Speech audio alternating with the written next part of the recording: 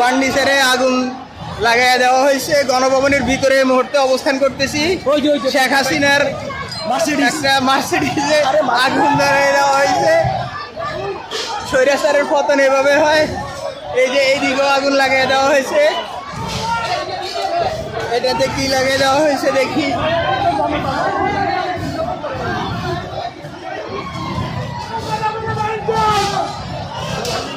যে যেভাবে মারতেছে, যা মারতেছে,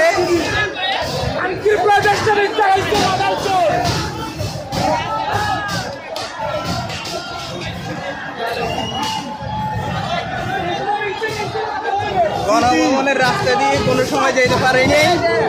আজকে গণভবনের ভিতরে ঢুকে গেছে।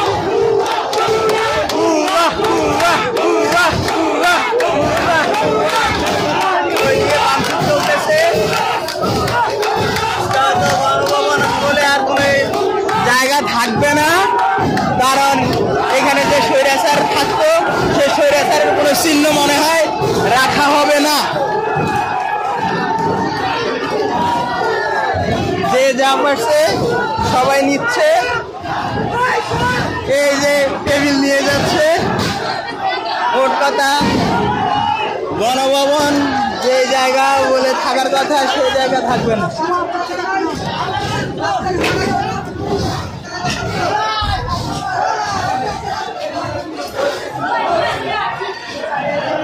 সবাই এখানে হাত মুখ ধুচ্ছে, পানি খাচ্ছে, ক্লান্ত শান্ত সবাই। এগুলো হচ্ছে গণভবনে শেখ হাসিনার ব্যবহৃত জিনিসপত্র। এগুলো সব জ্বালিয়ে দেওয়া হচ্ছে। মানুষের ভাব দেখে মনে হচ্ছে গণভবন যেখানে শেখ হাসিনার রয়েছে, শেখ হাসিনার কোনো চিহ্নই থাকবে না। শেখ হাসিনার গণভবন নামক কোনো চিহ্নই রাখবে না হয়তো আজকে পর থেকে।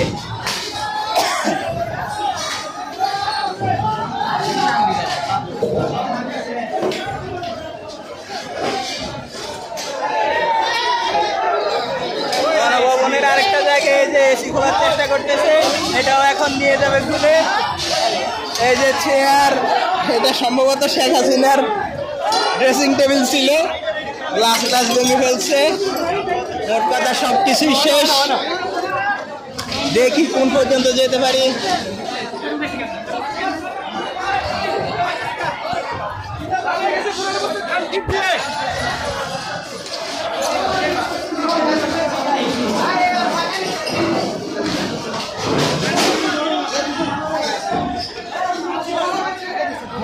গণভবন শুধু ঘেরাও হয়নি, গণভবনের ভিতরে ঢুকে সব তছনছ করে দেওয়া হয়েছে।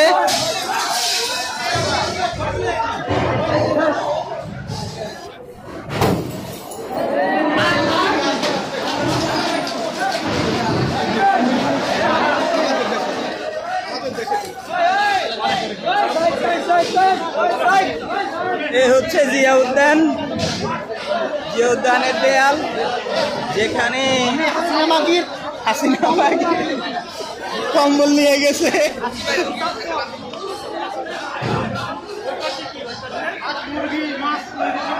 এটা হচ্ছে জিয়া উদ্যানের শেষ প্রান্ত।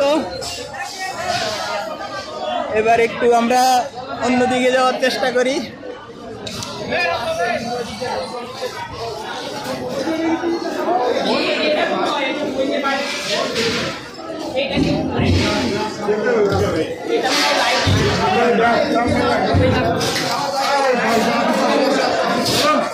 কোন জায়গায় ঢুকলাম?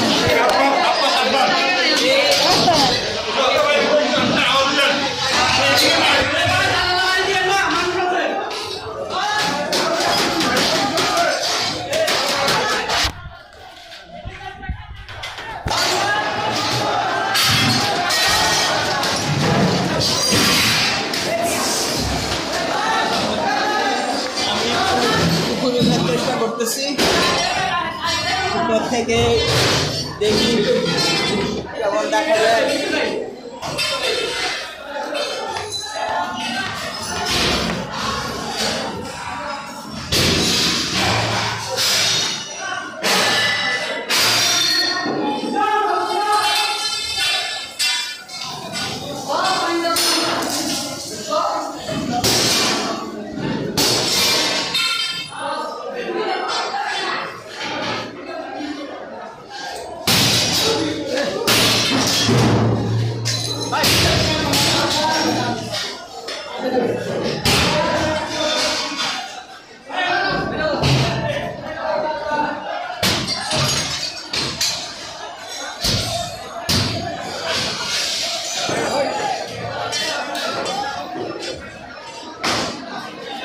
আমরা এখন গণভবনের ভিতরে একটা ছাদে অবস্থান নিয়েছি। এখান থেকে মোটামুটি এক পাশের কিছু দৃশ্য দেখা যাচ্ছে, মানুষ শুধু আসতেছে, ভিতরে ঢুকতেছে, সেই রকম দৃশ্য।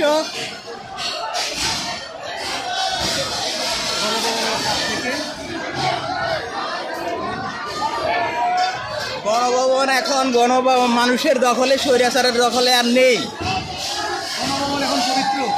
গণভবন এখন পবিত্র। হয়তো গণভবনে হাসিনার কোনো চিহ্ন শেষ পর্যন্ত আর থাকবে না। গণভবন সাজবে নতুন সাজে।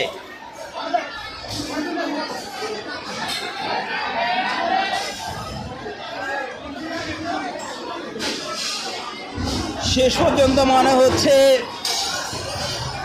বাংলাদেশের দ্বিতীয় একটা মুক্তিযুদ্ধে সবাই বিজয় দিবস পালন করতেছে। মানে বিজয় দিবসে হয়তো এরকমটাই আনন্দ করেছে। আজকে যেভাবে এখানে সবাই কয়েকজন আনন্দ করতেছে, সবাই খুব খুশি, সবাইয়ের মুখে আলহামদুলিল্লাহ। শেখ মুজিবের পতন যেভাবে হয়েছে, শেখ হাসিনার পতন সেভাবে হলো, এর চেয়ে আরও খারাপভাবে হয়ে গেল।